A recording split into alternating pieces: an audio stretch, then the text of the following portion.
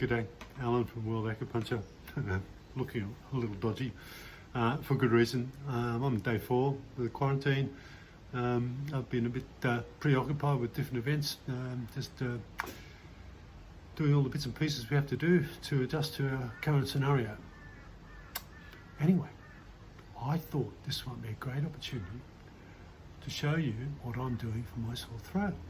Anyway, here's my little 2 bobs worth in regards to the current scenario and my tender throat without being sore. So the first thing that we need is an adhesive cream of some sort. Papaya cream, Vaseline even will work, but the one that we use here is Shunko.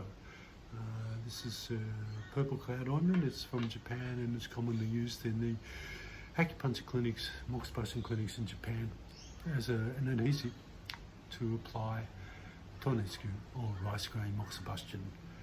We need the mox itself. This is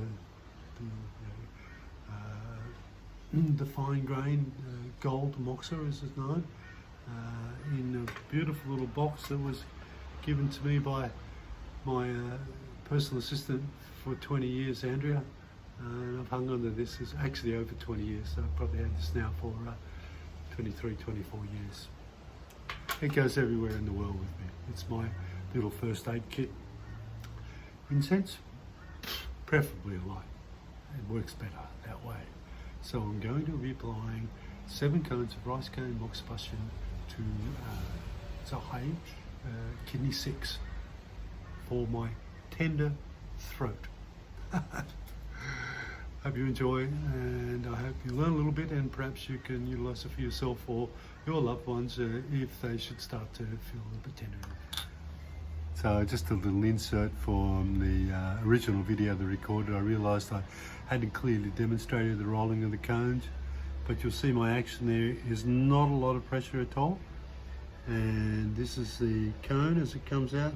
We have the shunko on the skin, and there's 1 cone there. And here we go. We're just going to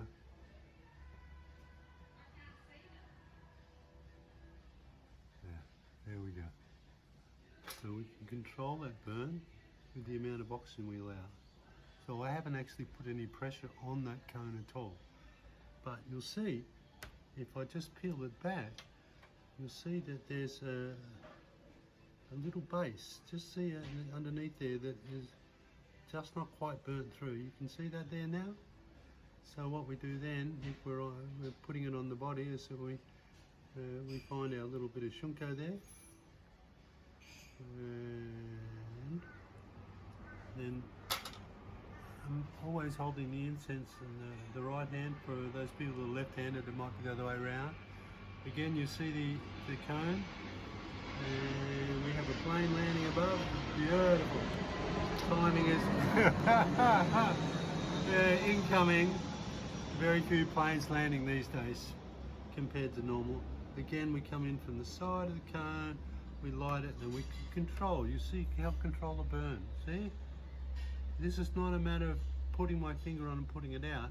It's a matter of controlling the burn by the amount of oxygen I allow in there. It's just a little insert I've slipped in now, back to the original video. So here we go. I'm going to locate kidney 6, and I can actually feel that there. There's a little crevasse, a little like a geographical landmark there.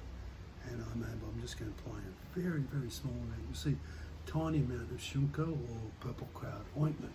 And then reach over to my magic little tin that has the beautiful gold moxa in it, and I'm going to vigilate between my thumb and my forefinger with the left hand. So this we go.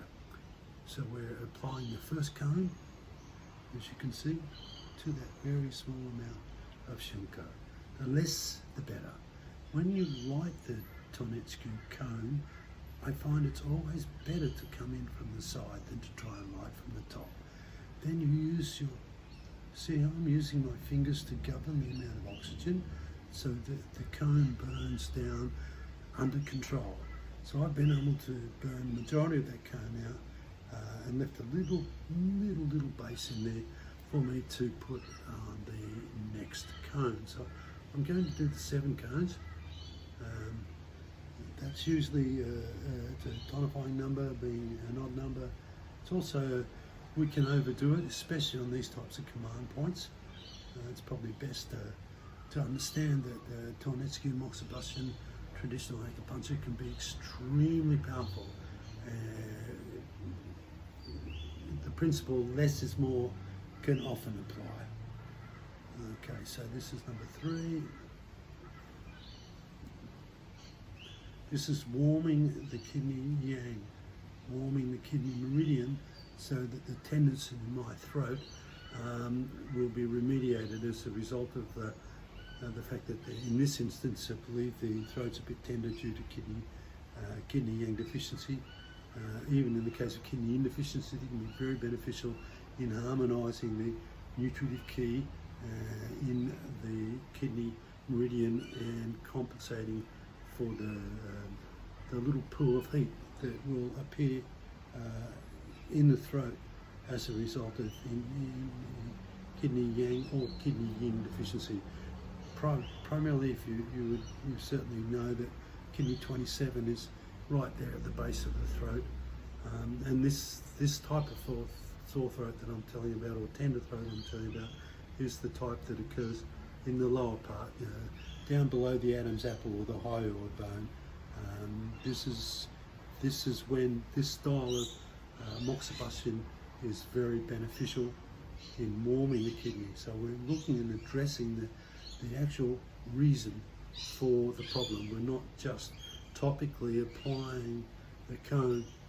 There's nothing wrong with that, but this is actually based on the meridian pathways and the pathology and pathophysiology of traditional East Asian medicine, a medicine which I'm really passionate and I love when I can put it to use. So see, I'm just governing that. And my fingers got a little bit dirty, but you can see most of that comb was burnt through, and I'll just take the ash off, and you'll see that I haven't actually blistered the skin at all. This is a tonifying Tornetsky or rice grain moxibustion on Sahai Kidney 6. Thanks for joining me. As I go through the whole process of quarantine and self-isolation and the different things that come up, I'll do my best to provide some tips and perspectives from my experience. And I wish you all much love, and may the force be with you.